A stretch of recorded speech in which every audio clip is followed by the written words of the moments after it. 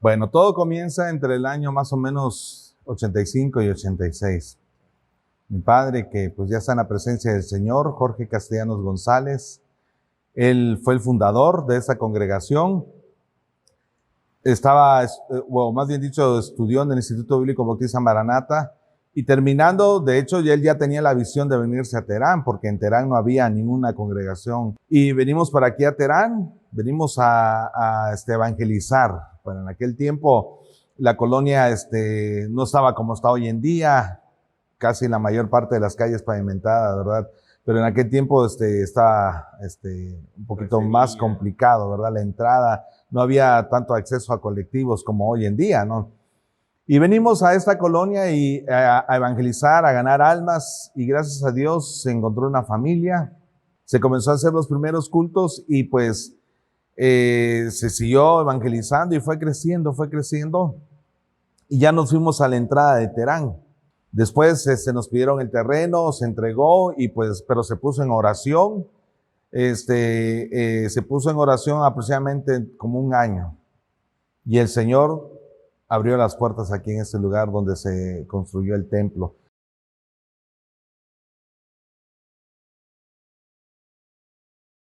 Lleno de hechicería esta colonia, ¿sí? Nos quisieron sacar, levantaron firmas, que pues gracias a Dios, un viejecito que pues está en la presencia del Señor también, les dijo a los vecinos que estaban levantando firmas, les dijo, no, y no me olvido sus palabras, les dijo, deberían de levantar firmas para sacar a todos los burdeles que hay aquí, las cantinas, porque ellos no están haciendo nada malo, están haciendo el bien para la colonia.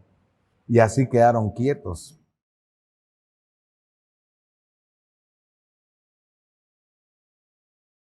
Veníamos muy tempranito los domingos, el día de culto, con mi papá a poner una lonita, porque pues se hacía el culto y éramos aproximadamente como unos 30 que ya estábamos, ¿no? Pero ya ves que siempre la familia pastoral es la que debe poner el ejemplo y veníamos a poner la lona, ponerle unas estacas ahí para cubrirnos del sol, porque se ponía las sillas, traíamos un carro, una combi y pues poníamos la silla y todo listo, ¿no? Entonces ya un hermano se quedaba a cuidar y nos regresábamos otra vez a Tuxtla para ir a cambiarnos y todo, ¿no? Porque aquí nos ensuciábamos, era lodo prácticamente todo acá, ¿no? Entonces regresamos a cambiarnos y otra vez no contábamos con luz. Gracias a Dios, la vecina de aquí enfrente, que ella muy amable, de todo corazón, vino y nos dijo, si quieren luz yo les presto. Ya fue que trajimos un aparato, un amplificador con su bocina y así se comenzó la obra de Dios, ¿verdad?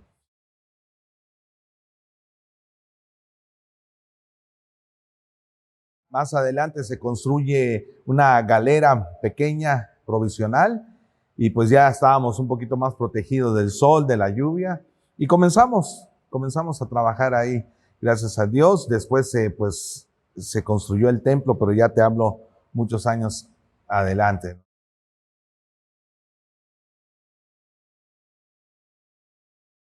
Entonces, se hizo un proyecto, vino lógicamente un arquitecto para poder realizar todo eso, lo que se iba a gastar y todo. Entonces, me acuerdo muy bien, en aquel tiempo éramos los jóvenes nosotros, ¿no? Éramos los jóvenes, sigo siendo joven, lógicamente, ¿no? Entonces, el pastor, que es mi papá, o que fue mi papá, nos asignó, porque éramos aproximadamente como 40 jóvenes en aquel tiempo, ¿no? A pesar de ser una colonia bastante conflictiva, ¿no? Pero había jóvenes, muchachos. Entonces nos asignó el pastor para poder venir a hacer la cimentación que se iba a hacer aquí en el templo.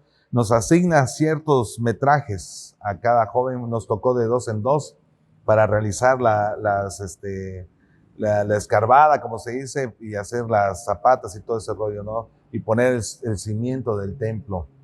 Aquí era un espacio, aquí donde está el templo, era el espacio donde jugábamos fútbol, voleibol y todo. Se pasaba muy bonito, un ambiente muy bonito, pero cuando ya pues se necesitaba el templo, la casa de Dios, y se empezó a trabajar, y es donde comenzamos a hacer las promesas de fe, para poder tener un cimiento y pues construir el templo, ¿verdad?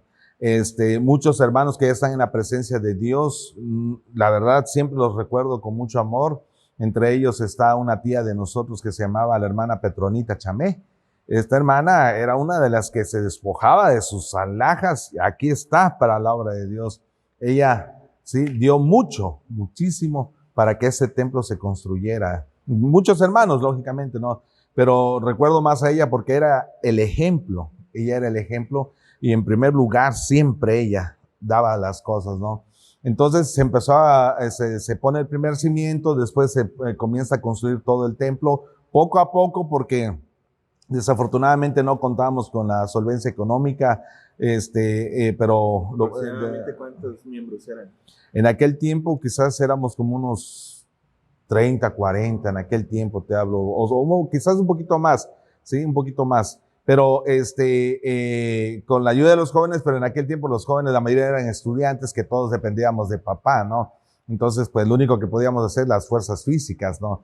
Entonces, pero entre esos hermanos que ellos aportaron mucho o poco, lo que haya sido, no dudo que el Señor bendijo sus vidas, ¿verdad? Hasta hoy en estos tiempos.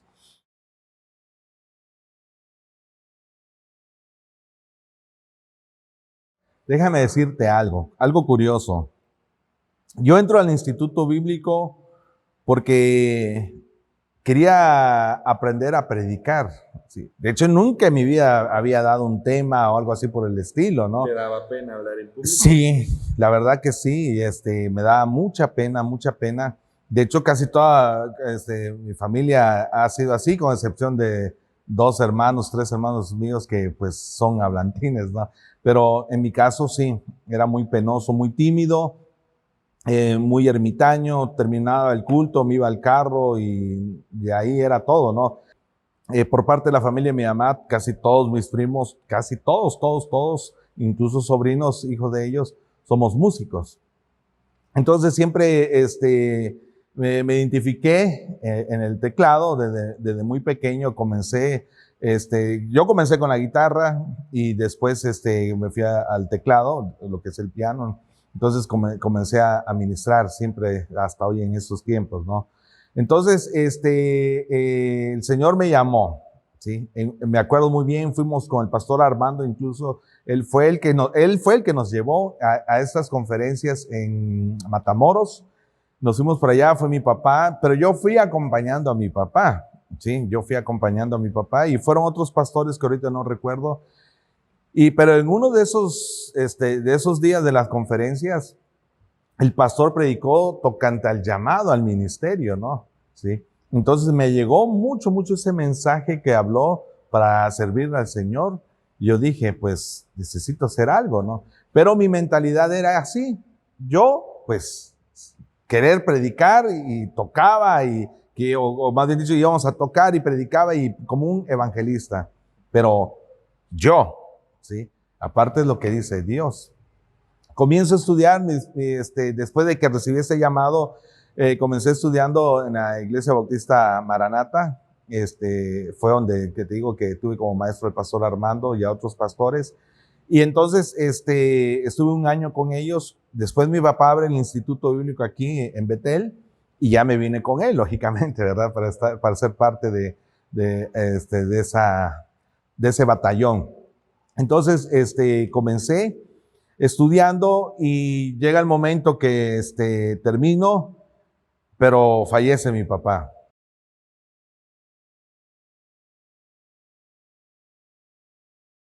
Ahora sí, la congregación nos llaman y ¿qué vamos a hacer? ¿Sí? ¿Qué vamos a hacer? Voy a contar algo rápidamente. Mi hermano Hugo, él tiene ese don de evangelismo. Mi hermano Hugo es el mayor de todos nosotros. Para predicar evangelismo es muy bueno, él tiene esa carisma. Entonces, la iglesia dice, bueno, contamos con 2 hermanos, que era mi hermano Hugo y conmigo, ¿sí?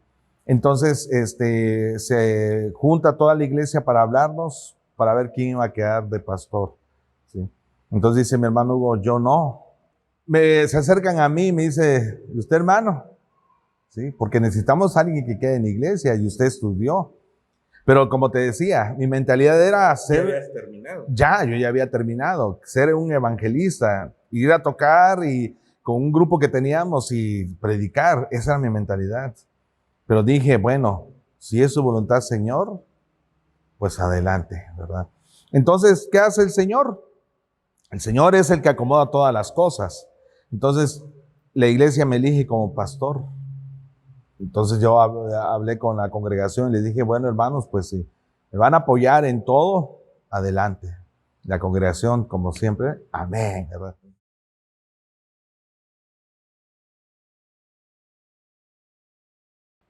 Cuando entro como pastor, dije, pues es que el discipulado funciona, realmente funciona, porque hace crecer al creyente de una manera impresionante, porque es Dios el que da el crecimiento, ¿no? Entonces es lo que yo quería, tener maestros, pero no nada más maestros, porque así nada más, no, sino que tengan un buen nivel hablando espiritualmente. Entonces lo que yo quería, ¿no? Entonces comienzo a decirles a todos los maestros que tenían que llevar el discipulado, pero nunca faltan, hay unos 2, 3 que no querían y que pues, que no les gustaba y aquí y allá, no. Pero gracias a Dios aceptaron y empezó a crecer todo.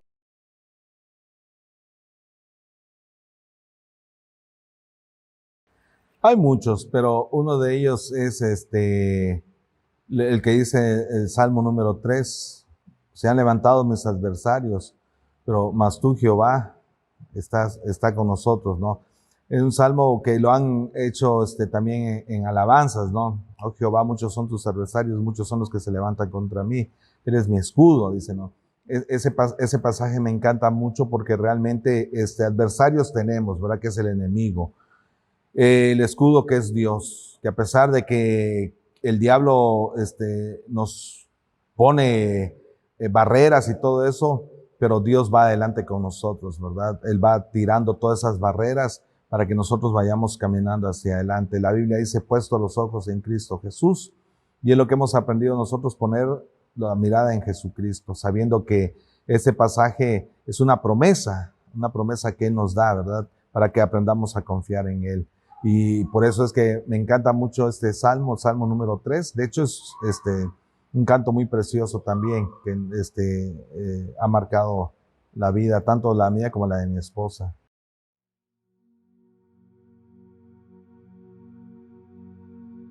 Y pues échenle gana en las cosas de Dios. Recuerden que terrenalmente no vamos a tener un premio, ¿sí? Pero allá arriba el Señor nos va a dar nuestras coronas.